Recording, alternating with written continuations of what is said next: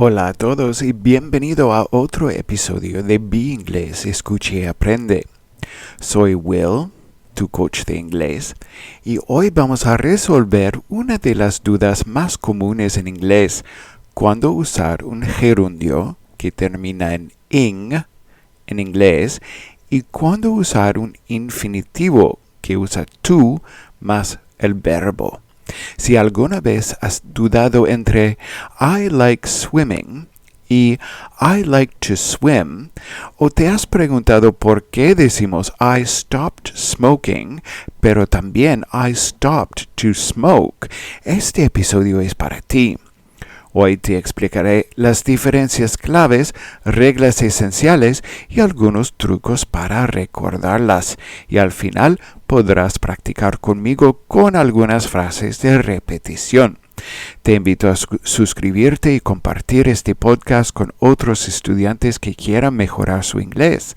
Vamos a desentrañar el misterio de los gerundios e infinitivos. To start, what is a gerund?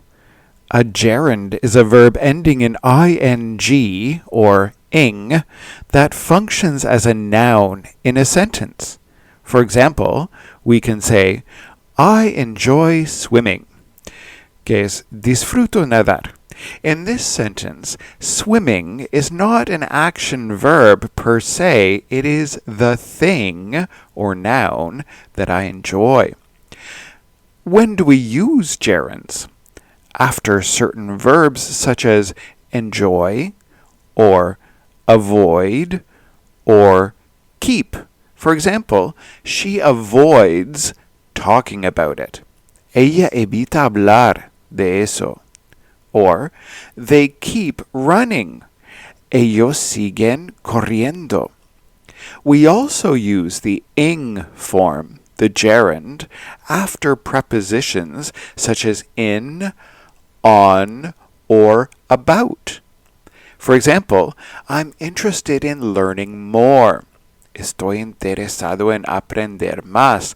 And you can see in Spanish that the Spanish uses the infinitivo en vez del gerundio. Now, repeat after me. I enjoy cooking. They keep running. I'm interested in learning English. Got it? Good job. So then, what's an infinitive? An infinitive is the base form of a verb preceded by to. For example, I want to travel. Quiero viajar.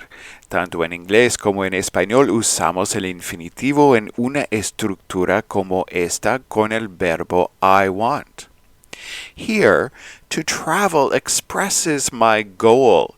It is something I want to do. So, when do we use infinitives? After certain verbs such as want, need, or decide. For example, I want to learn. Quiero aprender. She needs to study. Ella necesita estudiar.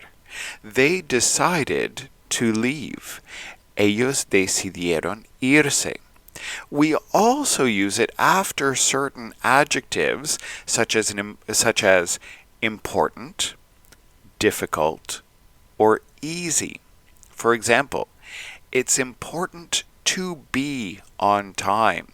Es importante ser puntual. This exercise is difficult to complete.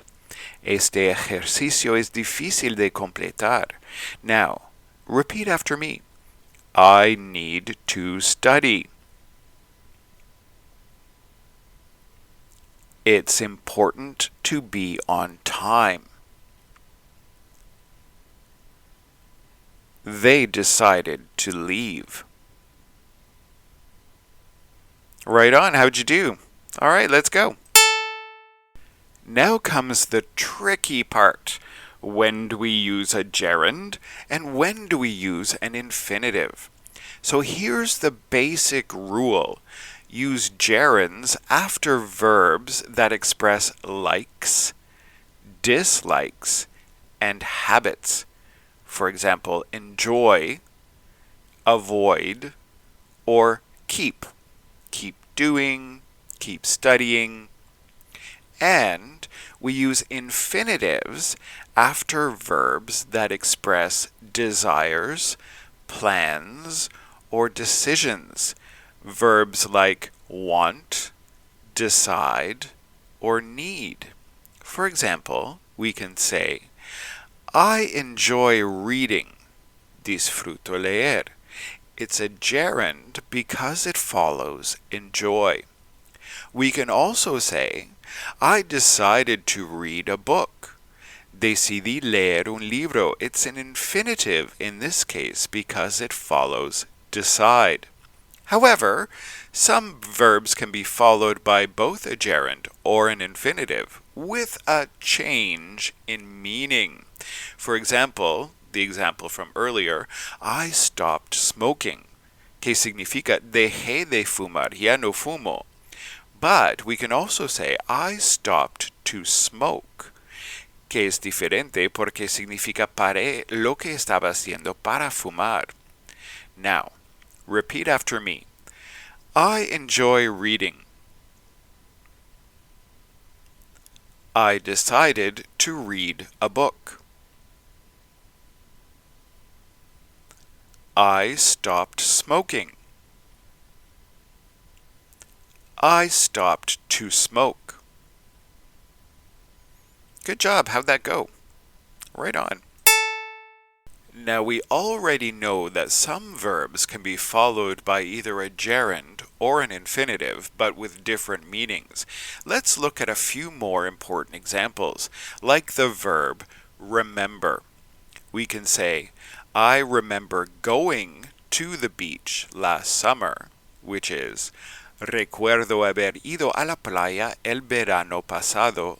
Or we can say something like, remember to go to the beach tomorrow, que es, acuérdate de ir a la playa mañana.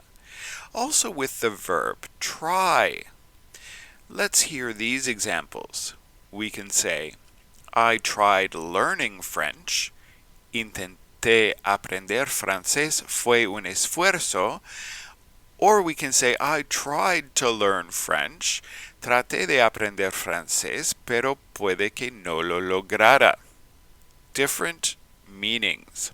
Now, repeat after me. I remember going to the beach.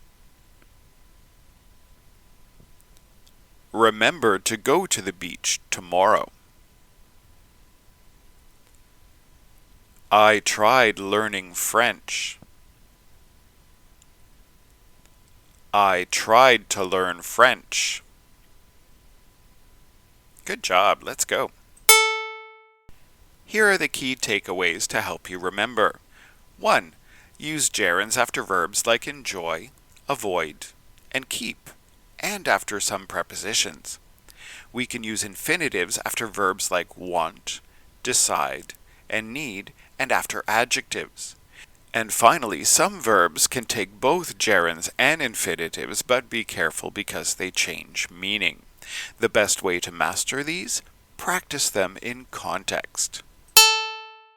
Si quieres repasar el contenido de este episodio, solicita el documento Adéntrate en el episodio escribiéndonos por WhatsApp desde nuestro sitio web beingles.ca.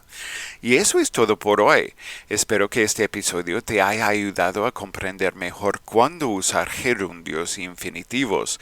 Son una parte fundamental del inglés y con algo de práctica los usarás con naturalidad. Nos escuchamos en el próximo episodio y gracias por escuchar.